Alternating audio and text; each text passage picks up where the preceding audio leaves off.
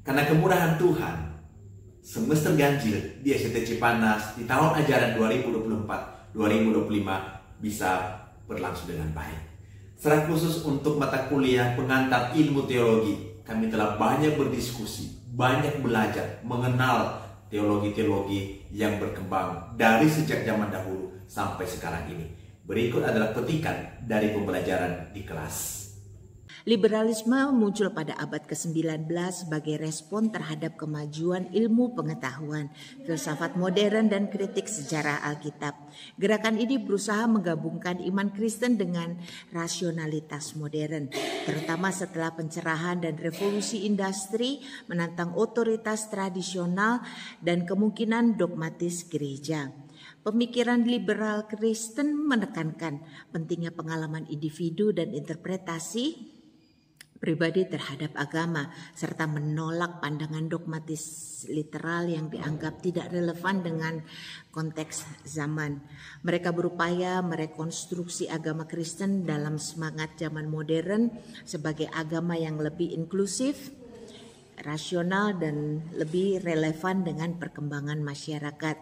Beberapa tokoh liberalisme diantaranya ada 3. Friedrich Schleiermacher, dia yang pertama saya sebut pada tahun 1768 sampai 1834 yang dikenal sebagai Bapak Teologi Modern, menekankan pengalaman keagamaan subjektif sebagai inti iman Kristen.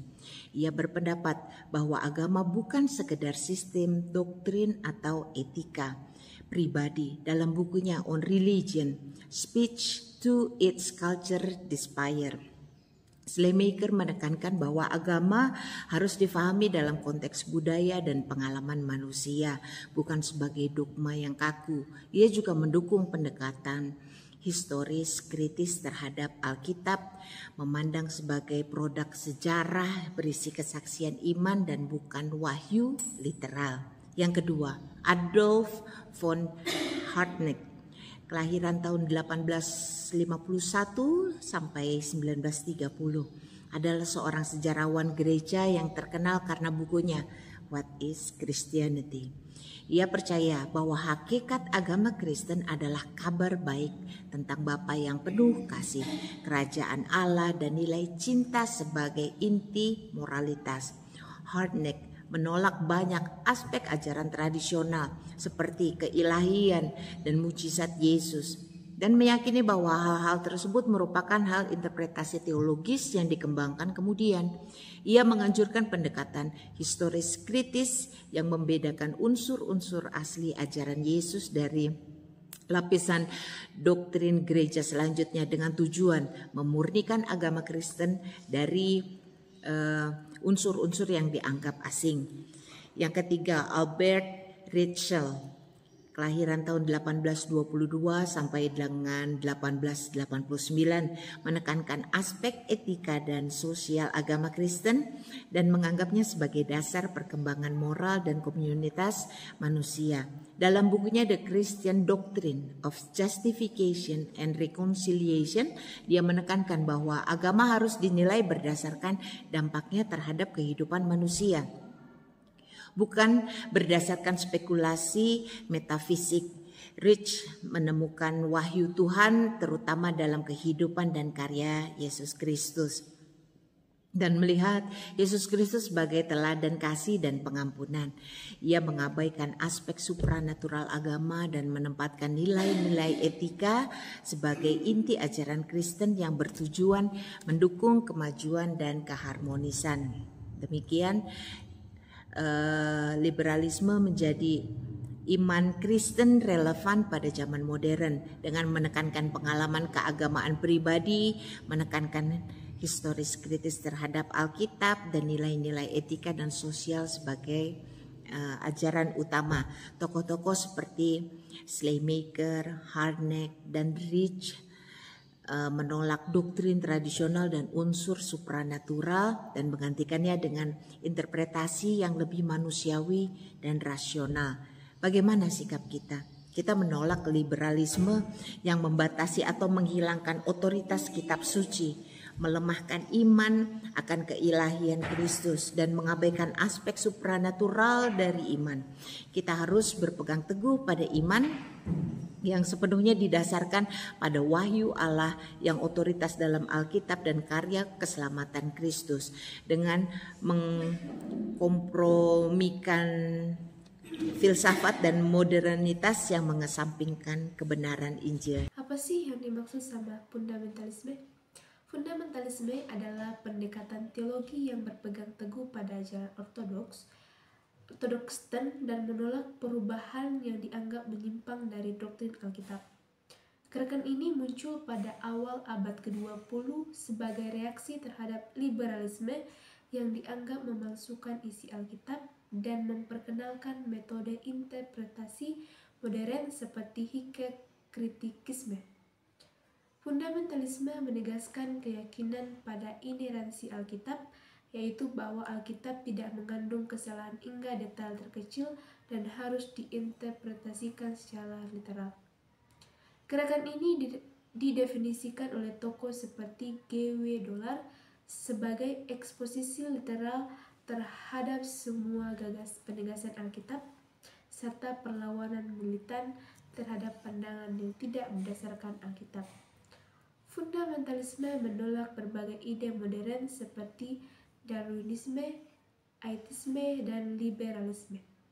Kebangkitan gerakan ini ditandai dengan terbitnya buku De Fundamentalisme, A Testimony to the Truth, yang menyebarkan pandangan ortodoks ke seluruh dunia. Buku ini mengkritik liberalisme dan pengaruh-pengaruh modern lainnya. Fundamentalisme percaya bahwa kebenaran yang mereka pegang adalah mutlak dan tidak dapat dinegosiasi. Sikap fundamentalisme cenderung militan terhadap kelompok lain yang memiliki pandangan yang berbeda, termasuk sesama Kristen, dan mengadopsi pendekatan teologi liberalisme. Mereka menekankan iman Kristen Ortodoks tanpa kompromi terhadap pengaruh modern. Kesimpulannya adalah fundamentalisme adalah respon konservatif terhadap perubahan sosial dan teologis yang mencoba menjaga kemurnian ajaran Alkitab. Gerakan ini mencerminkan upaya untuk mempertahankan iman Kristen Ortodoks di tengah tantangan liberalisme dan modernisme dengan pendekatan yang kaku dan tegas terhadap interpretasi Alkitab. Inklusivisme berada di antara pluralisme dan eksklusivisme, di mana eksklusivisme menjelaskan bahwa Yesus merupakan satu-satunya jalan keselamatan bagi umat manusia. Sedangkan pluralisme menjelaskan bahwa Yesus merupakan salah satunya jalan keselamatan bagi umat manusia. Dan inklusivisme menjelaskan bahwa Yesus merupakan satu-satunya jalan keselamatan bagi umat manusia, bagi umat Kristen, dan bagi agama dan kepercayaan agama lainnya. Untuk itu, saya memberikan 4 gagasan atau tesis dari Bapak inklusivisme, yaitu Karakner, mengenai agama-agama lain yang dinilai dan lewat kacamata kekristenan. Yang pertama, kekristenan memahami diri sendiri sebagai agama yang mutlak. Yang kedua, hingga saat ini sungguh-sungguh masuk ke dalam situasi sejalan seseorang. Agama non-Kristen juga mengandung unsur-unsur natural. Yang ketiga, jika tesis kedua itu benar, maka kekristenan tidak hanya berhadapan muka dengan anggota dari anggota Kristen ekstra sebagai non-Kristen, tetapi orang yang dapat dan harus sudah siap dianggap sebagai kekristenan anonim. Yang keempat, mutlak diperbolehkan bagi orang-orang Kristen untuk menafsir orang-orang Kristen sebagai Kristen dari kelompok anonim. Karena itu Kristen masih bertindak sebagai misionaris untuk membawa dunia ke dalam situasi kesadaran bahwa anugerah ilahi telah diterima secara implisit tanpa disadari. Untuk itu dalam pembahasan ini, dalam pembahasan pluralisme, inklusivisme, dan eksklusivisme, saya berada di sifat, yaitu sifat inklusivisme, bahwa Yesus merupakan satu-satunya jalan keselamatan bagi umat Kristen dan bagi agama dan kepercayaan agama lain. Eksklusivisme Kristen lahir dari keyakinan dasar agama Kristen bahwa keselamatan hanya dapat diperoleh melalui Yesus Kristus seperti yang ditegaskan dalam ayat Alkitab. Akulah jalan dan kebenaran dan hidup, tidak ada seorang pun yang datang kepada Bapa kalau tidak melalui aku. Ayat tersebut terambil dalam kitab Yohanes 14 ayat yang ke-6. Akar pemikiran ini berasal dari kepercayaan para rasul dalam Perjanjian Baru dan diperkuat oleh perkembangan teologi gereja awal. Dalam konteks sejarah, eksklusivisme muncul untuk mempertahankan integritas iman Kristen di tengah keberagaman keyakinan pada dunia Romawi, termasuk politeisme dan filsafat Yunani.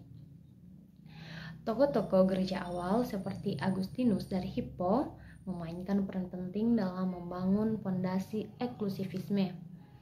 Agustinus menegaskan bahwa keselamatan hanya ditemukan dalam Kristus dan gereja. Ia memperkenalkan doktrin seperti extra ecclesiam nulla salus, yang dimana di luar gereja tidak ada keselamatan, yang menjadi landasan bagi teologi eksklusivis. Pada abad pertengahan, Thomas Aquinas memperkuat pandangan ini melalui integrasi teologi dan filsafat dengan menegaskan pentingnya gereja dan sakramen sebagai saluran utama rahmat Allah. Reformasi Protestan pada abad ke-16 juga mempertahankan eksklusivisme, meskipun dengan pendekatan berbeda. Tokoh seperti Martin Luther dan John Calvin menekankan doktrin sola fide hanya oleh iman dan sola scriptura hanya oleh Alkitab, yang menempatkan Kristus sebagai satu-satunya jalan keselamatan di luar usaha manusia atau otoritas gereja. Dalam konteks modern, Karl Barth membawa eksklusivisme ke ranah teologi dialektik, menekankan wahyu Allah yang mutlak dalam Kristus, sementara penginjil seperti Billy Graham mempopulerkan eksklusivisme melalui gerakan kebangunan rohani global. Sikap terhadap eksklusivisme beragam di kalangan Kristen dan masyarakat luas. Bagi banyak umat Kristen tradisional, eksklusivisme adalah esensi iman yang harus dipertahankan untuk menjunjung kebenaran Alkitab. Namun, pandangan ini sering mendapat tentangan dari pendekatan inklusivis atau pluralis yang lebih menerima keberadaan jalan keselamatan di luar agama Kristen. Kritik terhadap eksklusivisme biasanya berfokus pada potensi diskriminasi dan kurangnya penghargaan terhadap keberagaman budaya dan agama. Dalam menghadapi perbedaan pandangan ini, penting untuk mengedepankan dialog antar agama yang membangun sambil tetap berpegang pada keyakinan inti masing-masing. Eksklusivisme, meskipun sering dipandang kaku, dapat menjadi sarana untuk menguatkan iman Kristen jika disertai sikap rendah hati, kasih, dan penghormatan terhadap hak setiap individu untuk memilih keyakinannya.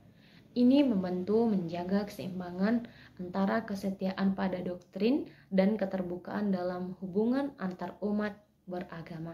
Di saat ini saya akan memaparkan materi tentang ekumenikalisme. Jadi kata oikumene ini diambil dari bahasa Yunani yang berarti seluruh dunia atau dunia yang sedang dihuni. Dalam Perjanjian Baru, kata okumene ini disebut dengan sebutan kata ekumene yang memiliki arti pada saat itu yaitu medan karya gereja, di mana tempat gereja hidup dan tempat gereja untuk menjalankan tugasnya mewartakan Injilnya.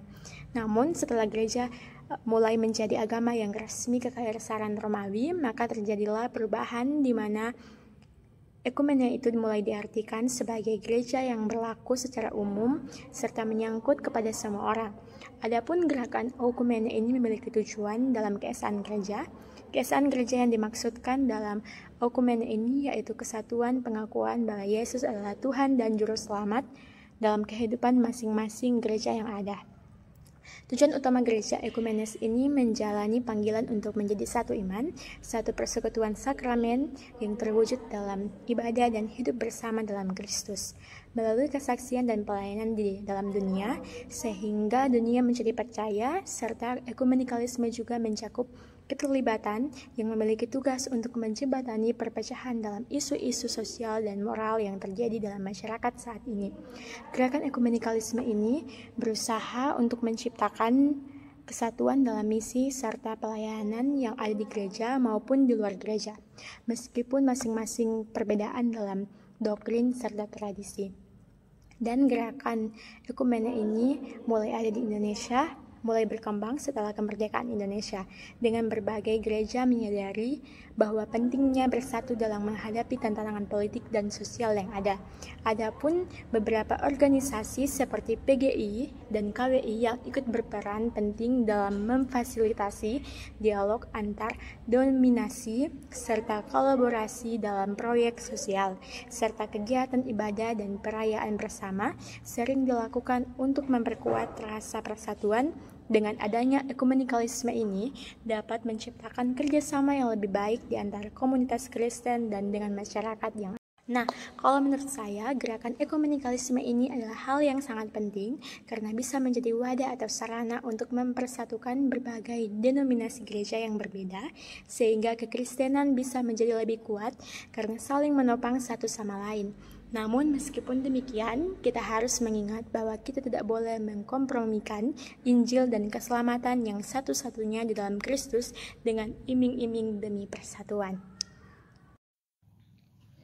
Evangelikal atau juga dikenal sebagai Injili adalah sebuah gerakan kekristenan yang berpusat pada Injil. Evangelikan diambil dari istilah bahasa Yunani, yaitu evangelion yang memiliki arti kabar baik atau sukacita atau Injil, serta kata kerja evangelizome yang memiliki arti mengumumkan atau memberitakan kabar baik. Sehingga gerakan evangelikal dapat diartikan sebagai sebuah gerakan yang berpusat pada Injil dan menyebarkan kabar keselamatan. Gerakan evangelikan dimulai pada abad ke-18 dalam gerakan kebangunan iman secara massal di Eropa dan Amerika Utara. Gerakan kebangunan iman ini dipimpin oleh John dan Charles Wesley, George Whitefield, dan Jonathan Edwards, yang merupakan tokoh-tokoh kebangunan iman. Di sekitar Inggris, gerakan ini disebut dengan Evangelical Revival, dan di Amerika dikenal dengan Great Awakening. Para tokoh evangelikal menyerukan pertobatan dan transformasi yang holistik bagi anggotanya.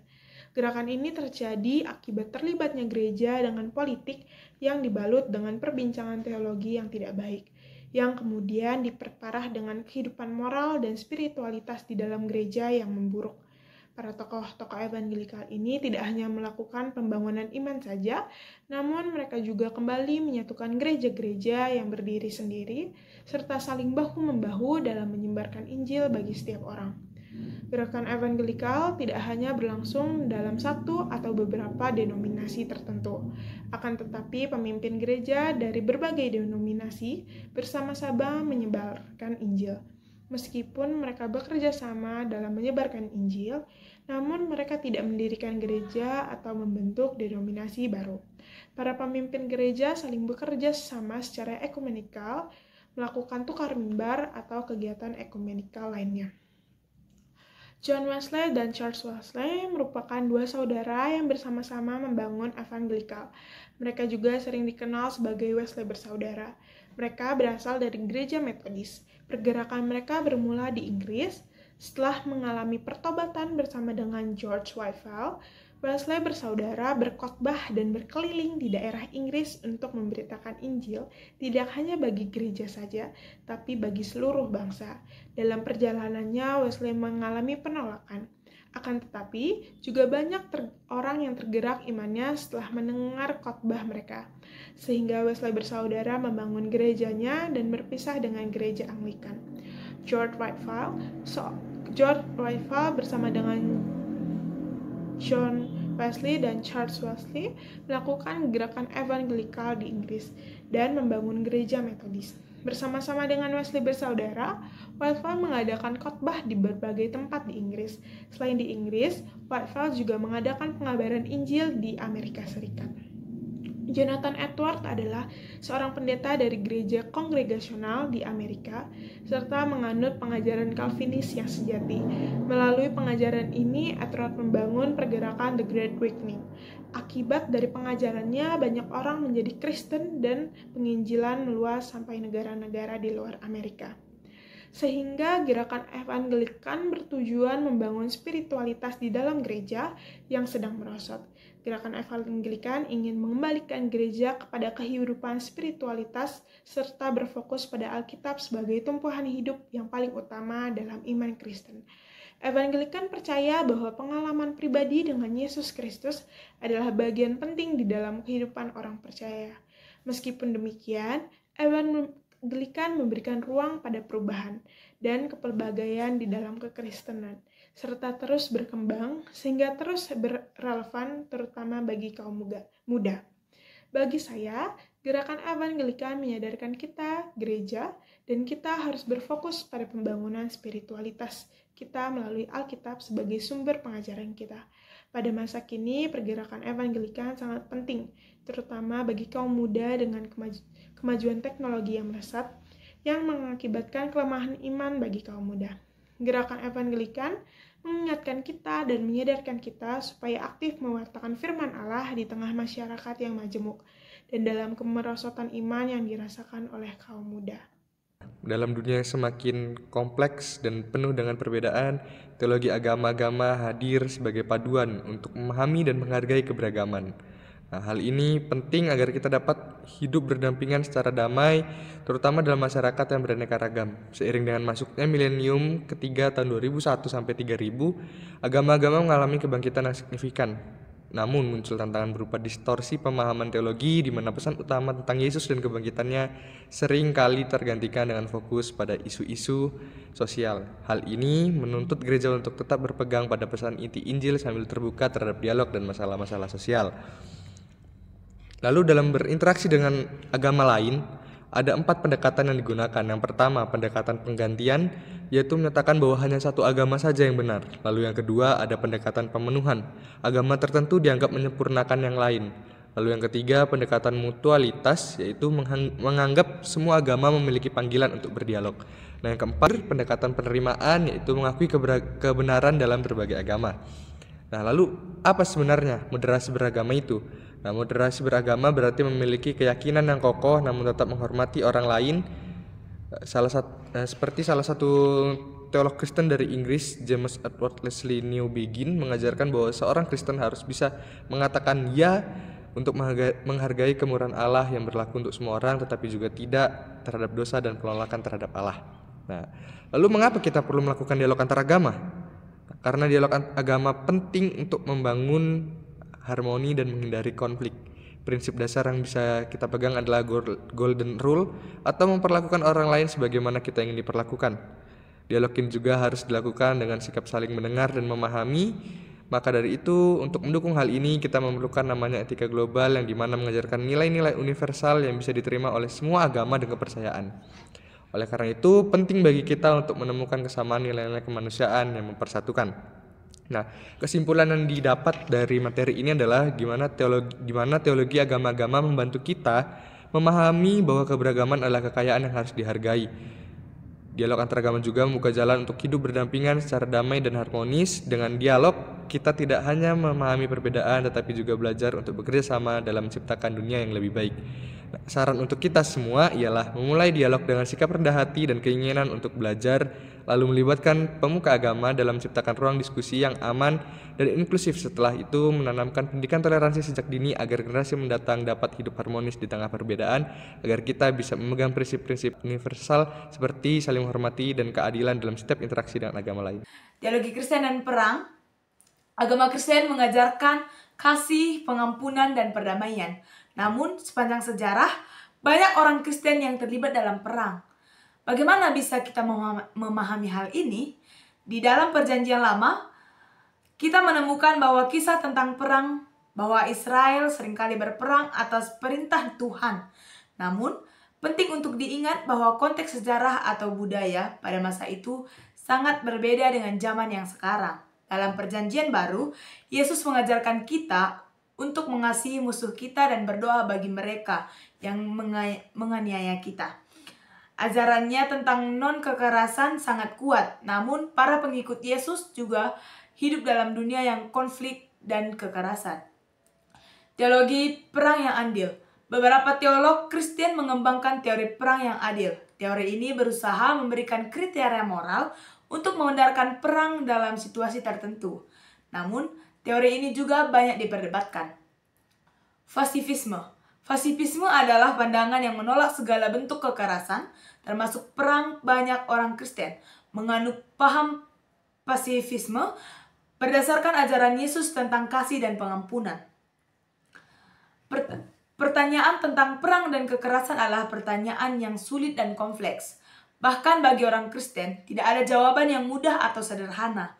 Namun, kita dapat terus belajar, berdiskusi, dan mencari hikmat dari Tuhan untuk menemukan jalan terbaik dalam menghadapi tantangan ini. Perang adalah topik yang cukup rumit dalam teologi Kristen. Di satu sisi, kita punya ajaran Yesus tentang kasih dan pengampunan. Di sisi lain, kita juga dapat melihat banyak kisah dalam perang dalam Alkitab, terutama di dalam Perjanjian Lama. Setiap orang Kristen bisa memiliki pendapat yang berbeda-beda. Yang penting adalah kita harus belajar merenungkan ajaran Yesus tentang kasih dan pengampunan. Kita juga dapat berusaha untuk hidup dengan seksama. Di era zaman sekarang ini, bukan hal yang asing lagi jika membicarakan tentang orang yang berkebutuhan khusus atau disabilitas. Tidak jarang kita menemukan di Indonesia orang-orang yang mengalami kekurangan dalam hal fisik maupun mental atau disebut disabilitas.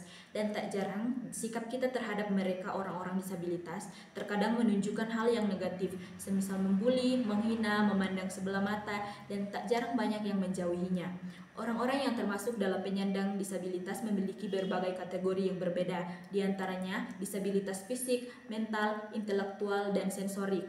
Tapi dari kategori disabilitas tersebut, ada juga yang disebut dengan disabilitas ganda dan multi, di mana disabilitas ini dialami oleh orang-orang yang individu, misalnya orang-orang yang mengalami kecacatan fisik dan mental. Dari kecacatan yang berbeda-beda pada diri manusia, membuat orang-orang yang termasuk dalam kaum disabilitas tersebut memerlukan bantuan orang lain, termasuk orang yang berada di sekitarnya, karena kecacatan atau kekurangannya yang dialami dalam kehidupan sehari-hari.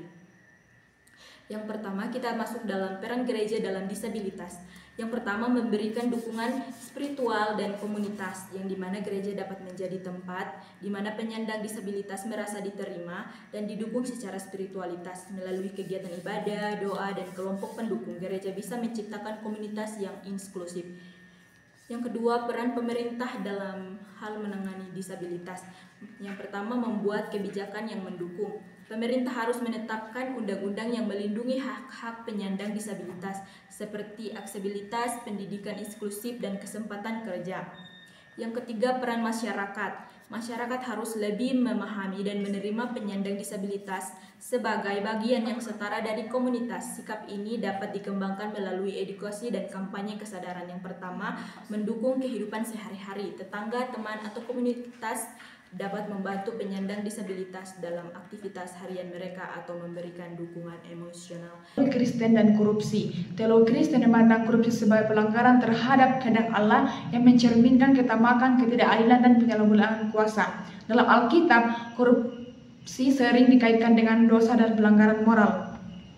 Dalam teologi Kristen, korupsi bertentangan dengan panggilan untuk hidup dalam kebenaran, keadilan, dan kasih kepada sesama yang merupakan inti dari hukum Allah. Korupsi tidak hanya merusak hubungan individu dengan Allah, tetapi juga merusak komunitas dan menciptakan ketidakadilan struktural. Adapun dampak korupsi meluas ke bidang sosial dan ekonomi dan menciptakan kemiskinan, ketidaksetaraan, dan penderitaan bagi banyak orang. Ketika korupsi mengakar dalam sistem, ia menghancurkan tatanan moral dan kepercayaan dalam masyarakat, menjauhkan manusia dari kehendak Allah yang menginginkan keadilan dan damai sejahtera. Sebagai orang Kristen, menolak praktik korupsi dalam wujud dari ketaatan kepada Allah dan komitmen untuk menjalankan hidup yang kudus. Menolak korupsi adalah perwujudan iman yang sejati, karena orang Kristen dipanggil untuk menjadi terang dunia dan teladan dalam kejujuran serta keadilan. Integritas menjadi dasar utama untuk membangun kepercayaan dan mencerminkan karakter Allah dalam kehidupan sehari-hari. Nah, apa sih itu LGBT? LGBT itu adalah aktivitas seksual yang dilakukan oleh pria dan wanita dalam konteks yang tidak sesuai dengan hal yang umum terjadi dalam masyarakat, dalam pandangan agama bahkan norma. Dalam masyarakat sosial, pria akan tertarik dengan wanita, begitu juga wanita akan tertarik dengan pria, sehingga ketika terjadi hal yang tidak sesuai, dapat dikatakan hal itu tersebut adalah penyimpangan. Nah, yang menyebabkan LGBT terjadi itu ada 3 faktor. Yang pertama, faktor lingkungan, faktor keluarga, dan genetik. Nah, faktor lingkungan, mungkin faktor lingkungan ini orang yang terlibat dalam LGBT sering terjadi karena faktor lingkungan tidak baik. Dalam 1 Korintus 15 ayat 33-34 menjelaskan pergaulan yang buruk dapat merusak kebiasaan yang baik, menunjukkan bahwa interaksi sosial dapat mempengaruhi perilaku. Nah, dalam faktor keluarga ini mungkin pola asuh yang tidak tepat, sering terjadi kekerasan kepada anak tersebut, trauma akan masa lalu. Nah, faktor genetik ini faktor yang timbul dari kita lahir, yang ilmiah gitu. Nah, dalam pandangan Alkitab, apa sih LGBT itu? LGBT itu adalah dosa dan jatuhnya manusia dalam dosa, bukan dari ciptaan Tuhan. Kita bisa dilihat dalam Kejadian 1 ayat 27-28 tertulis demikian. Maka Allah menciptakan manusia itu menurut gambarnya. Menurut gambar Allah diciptakannya dia laki-laki dan perempuan diciptakannya mereka. Nah, ayat ini menunjukkan bahwa penciptaan manusia sebagai pria dan wanita adalah bagian dari rencana Allah. Sama halnya juga dalam Imamat 18 ayat 22 menyatakan bahwa bagi laki-laki untuk berhubungan seksual dengan laki-laki itu dianggap sebagai kekejian atau perkara yang keji dalam konteks hukum kekudusan Yahudi. Ayat ini mencerminkan bahwa norma moral dan sosial pada zaman itu di mana hubungan seksual diatur untuk menjaga kesucian umat. Nah, menurut pandangan saya, ingin orang-orang yang terlibat LGBT ini ingin membawakan mereka ke dalam pertobatan itu, mereka perlu diberikan pendidikan dan pemahaman Alkitab, membangun hubungan yang penuh kasih, memberikan mereka pelayanan konseling, dukungan komunitas gereja, serta mengarahkan kepada pertobatan, memberikan mereka harus mempunyai komitmen dan perubahan, serta dukungan keluarga juga itu sangat penting. Nah, menurut saya itu bagi mereka yang LGBT itu mereka bisa bertobat dalam konteks Kristen, memerlukan pendekatan yang penuh kasih, pendidikan Alkitabiah, dukungan komunitas, serta bimbingan spiritual dengan menciptakan lingkungan yang aman dan mendukung serta menyediakan sumber daya untuk pertumbuhan rohani. Apa sih media sosial itu? Media sosial adalah media yang membantu orang-orang untuk mempermudah komunikasi baik secara virtual. Pengguna media sosial saat ini tidak lagi hanya anak-anak, bahkan orang tua dan anak muda pun sudah banyak menggunakannya dalam kehidupannya sehari-hari. Teknologi dalam media sosial memiliki peran penting pada era digital saat ini. Umumnya yang sering digunakan ada Facebook, WA, Telegram, TikTok, Google, dan lain-lainnya.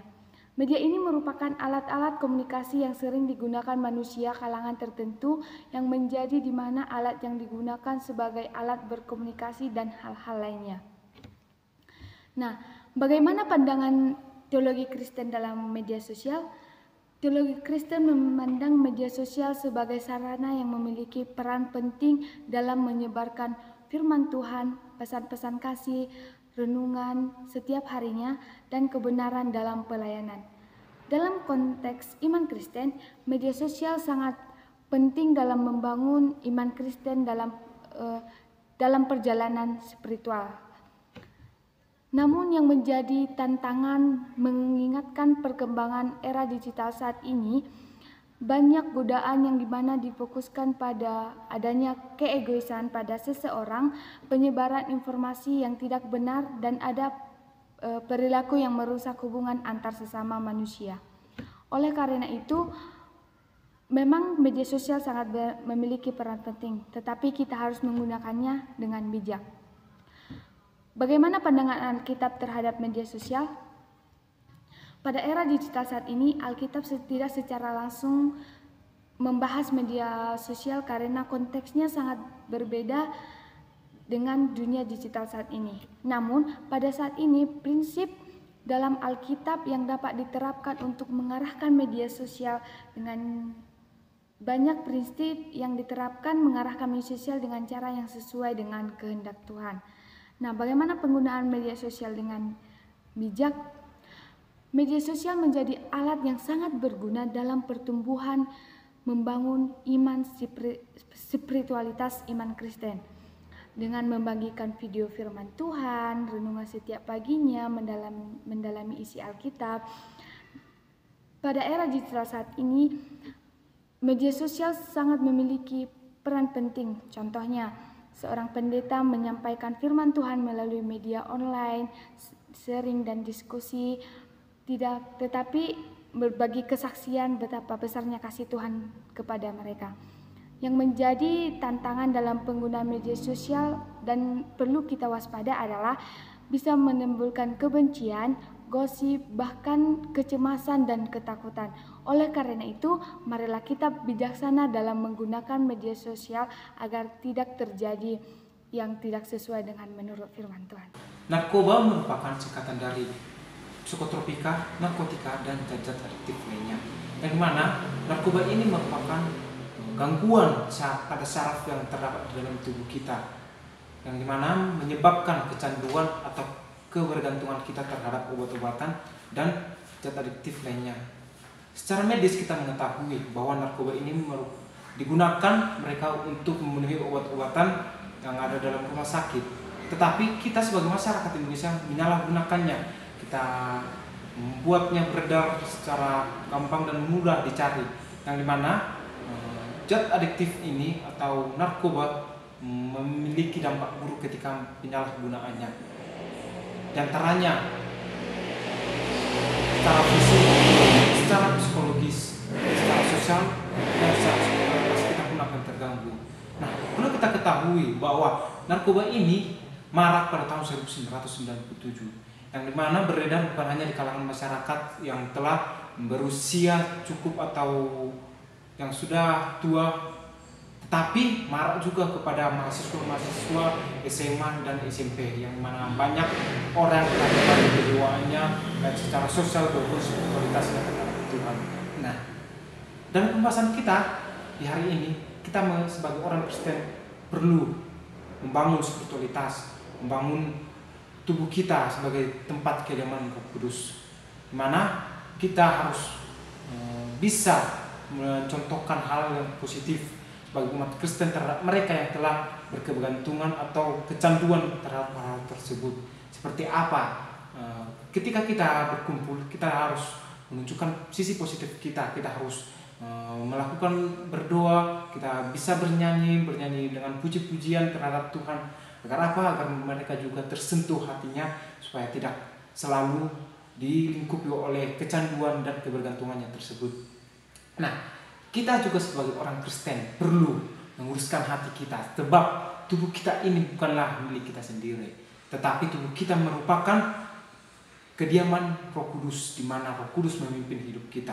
Maka dari itu, jauhilah hal-hal yang negatif pada saat ini, ditegaskan kembali kepada kita bahwa hidup kita ini penuh Roh Kudus, dan biarlah hidup kita ini dipimpin oleh Roh Kudus agar kita kudus dalam menjalani hidup kita hari demi hari.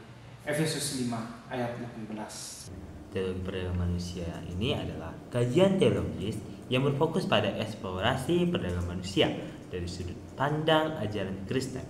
Teologi ini menegaskan bahwa praktik perdagangan manusia sangat bertentangan dengan prinsip-prinsip Alkitab tentang martabat manusia, kasih tentang sesama, dan keadaan sosial.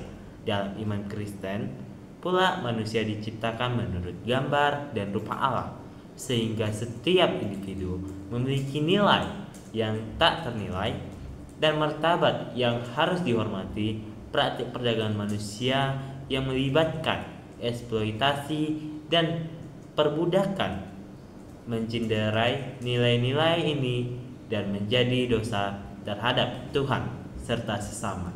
Perdagangan manusia ini juga memiliki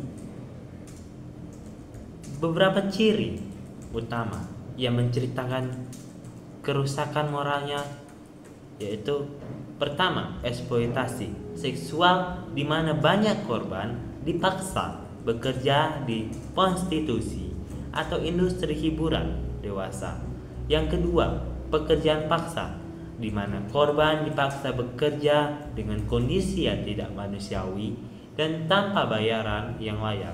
Ketiga, penggunaan kekerasan atau ancaman untuk mengendalikan korban membuat mereka kehilangan kebebasan dan harapan. Di sini juga ada cara menanganinya, yaitu pertama, penegakan hukum yang kuat untuk menghukum pelaku dengan tegas serta mencegah praktik ini terjadi lagi. Yang kedua, rehabilitasi korban melalui dukungan psikologis, pendidikan, dan pelatihan keterampilan untuk membantu mereka membangun kembali hidup mereka dalam konteks iman Kristen, supaya ini mencerminkan kasih Tuhan yang peduli terhadap mereka yang terpinggirkan dan memberi harapan kepada yang tertindas. Perdagangan manusia ini juga bertentangan secara mendasar dengan ajaran Kristen terhadap martabat, kasih, dan keadilan. Saya pribadi, yaitu perdagangan manusia adalah pelanggaran berat terhadap martabat manusia dan bertentangan dengan ajaran Kristen. Di sini gereja memiliki tanggung jawab untuk tidak hanya mengutuk tetapi juga bertindak nyata melalui dukungan bagi korban, mendorong penegakan hukum, dan meningkatkan kesadaran. Melawan perdagangan manusia adalah wujud kasih dan keadilan Tuhan serta panggilan iman untuk membawa harapan bagi yang tertindas. Inilah yang dapat kami sampaikan melalui apa yang dipresentasikan oleh mahasiswa. Kiranya semua apa yang dipresentasikan ini boleh menjadi wawasan baru bagi kita untuk mengenal teologi Kristen dengan segala pergumulan-pergumulan yang ada di dalamnya. Tuhan Yesus memberkati.